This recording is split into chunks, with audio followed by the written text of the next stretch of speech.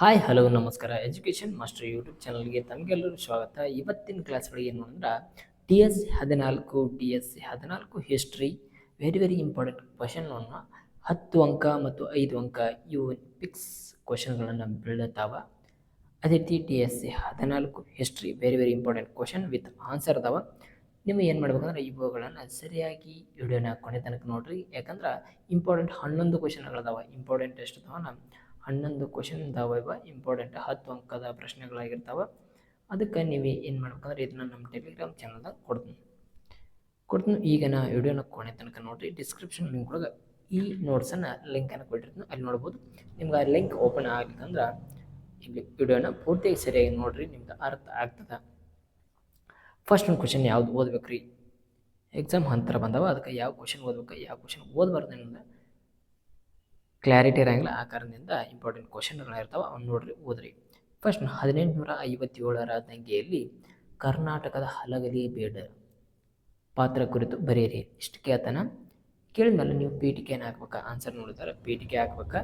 1857ರ ಭಾರತದ ಪ್ರಥಮ ಸ್ವಾತಂತ್ರ್ಯ ಸಂಗ್ರಾಮದ ದೇಶಾದ್ಯಂತ ವಿವಿಧ ಸ್ಥಳಗಳಲ್ಲಿ ನಡೆದ ತೀವ್ರ ಹೋರಾಟದ ದಮನವನ್ನು ಒಳಗೊಂಡಿರುವ ಕರ್ನಾಟಕದ ಹಲಗಲಿ ಬೇಡ ಎಂದ ಈ ಹೋರಾಟ ಸಂದರ್ಭದಲ್ಲಿ ಪ್ರಮುಖ ಪಾತ್ರವನ್ನು ವಹಿಸುತ್ತದೆ.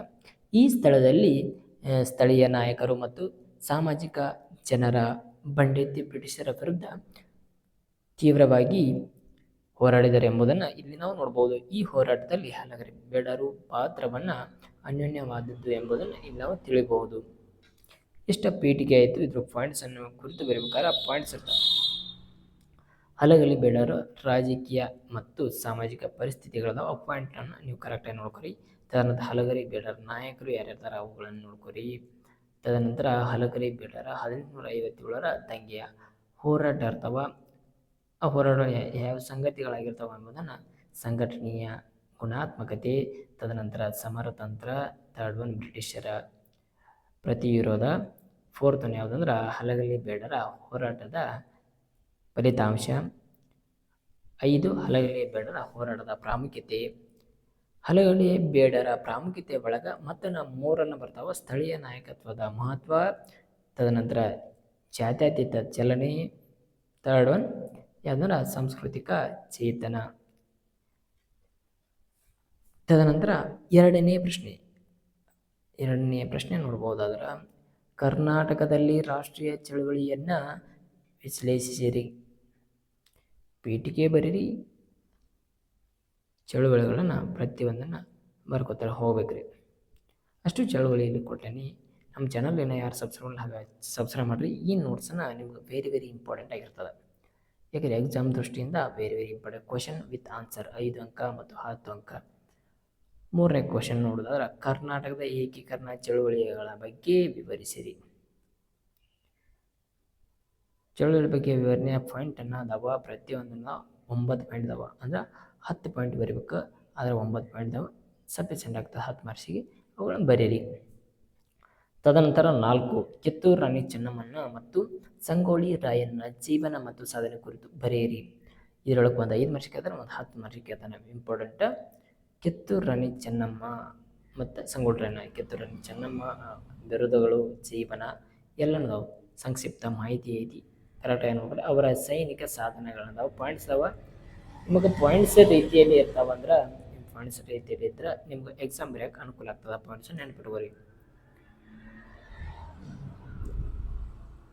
6 ಸೈನಿಕ ಸೆರೆ ಹಿಡಿಯುವುದು ಮುಗಿತು ಅಷ್ಟ. ಇಲ್ಲಿ 6 ಪಾಯಿಂಟ್ ಅದಾವ. 5 ಮಾರ್ಕ್ಸಿಗೆ ಕರೆಕ್ಟ್ ಆಗ್ತದೆ. ಆಗ ಉಪಸಂಹಾರ ಮತ್ತು ಪೀಠಿಕೆ ಹಾಕೋದನ್ನು ಮರಿಬೇಡ್ರಿ.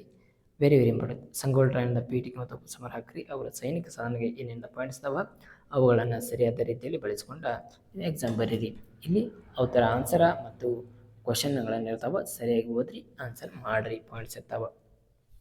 5ನೇ ಕ್ವಶನ್ ಕರ್ನಾಟಕದ ಸ್ವಾತಂತ್ರ್ಯ ಹೋರಾಟದಲ್ಲಿ ಸುರಪುರ ವೆಂಕಟಪ್ಪ ನಾಯಕ ಮತ್ತು ಮುಂಡರಗಿ ಭೀಮರಾವ್ ಅವರ ಪಾತ್ರವನ್ನು ವಿವರಿಸಿರಿ. ಅವರ ಪಾತ್ರ ಇಲ್ಲಿ ಐತಿ. ಸರಿಯಾಗಿ ನೋಡ್ಕೊರಿ. ಅದನ್ನು ನೀವು ಡೌನ್ ಮಾಡ್ಕೊರಿ. ಸರಿಯಾಗಿ ಎಕ್ಸಾಮನ್ನು ಬರೀರಿ. ಪಾಯಿಂಟ್ಸ್ ಇರ್ತಾವ. ಅವರ ಜೀವನ ಇರ್ತದೆ. ಜೀವನ ಮತ್ತು ಸಾಧನೆಗಳಿರ್ತಾವೆ ನೋಡ್ರಿ, ಬರಿಬೇಕು. ತದನಂತರ 6ನೇ ಪ್ರಶ್ನೆ ರೀ, ಮೈಸೂರು 6ನೇ ಪ್ರಶ್ನೆ, ಮೈಸೂರು ಸಂಸ್ಥಾನದ ಜವಾಬ್ದಾರಿಯುತ ಸರ್ಕಾರಕ್ಕಾಗಿ ಚಳುವಳಿಯನ್ನು ಚರ್ಚಿಸಿರಿ. ಇದು 6ನೇ ಪ್ರಶ್ನೆ.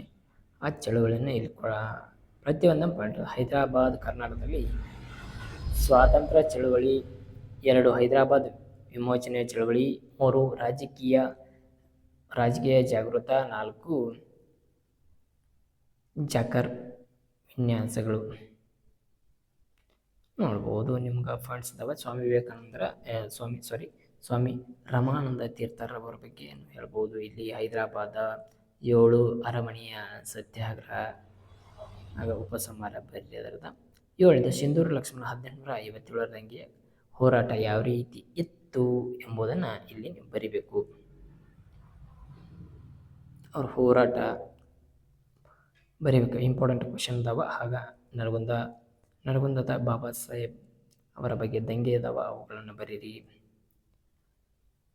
ಇಲ್ಲಿ 16 ಪೇಜಸ್ PDF ಐತಿ. ಈ PDF ಲಿಂಕ್ ಬೇಕಾದ್ರೆ ಕಮೆಂಟ್ ಮಾಡಿರಿ, ಇಲ್ಲ ಡಿಸ್ಕ್ರಿಪ್ಷನ್ ಲಿಂಕ್ ಕೊಟ್ಟಿರ್ತೀನಿ, ಅಲ್ಲಿ ಹೋಗಿ ಡೌನ್ ಮಾಡ್ಕೊರಿ. ಆಗ ಹೆಚ್ಚಿನ ವಿಡಿಯೋಗಾಗಿ ನಮ್ಮ ಚಾನಲ್ ಏನು ಮಾಡ್ಕೊರಿ, ಸಬ್ಸ್ಕ್ರೈಬ್ ಮಾಡ್ಕೊರಿ. ಆಗ ಸಪೋರ್ಟ್ ಮಾಡಿರಿ. ಮುಂದಿನ ವಿಡಿಯೋ ಮತ್ತೆ ಸಿಗ್ತೇನೆ ರೀ ನಾನು.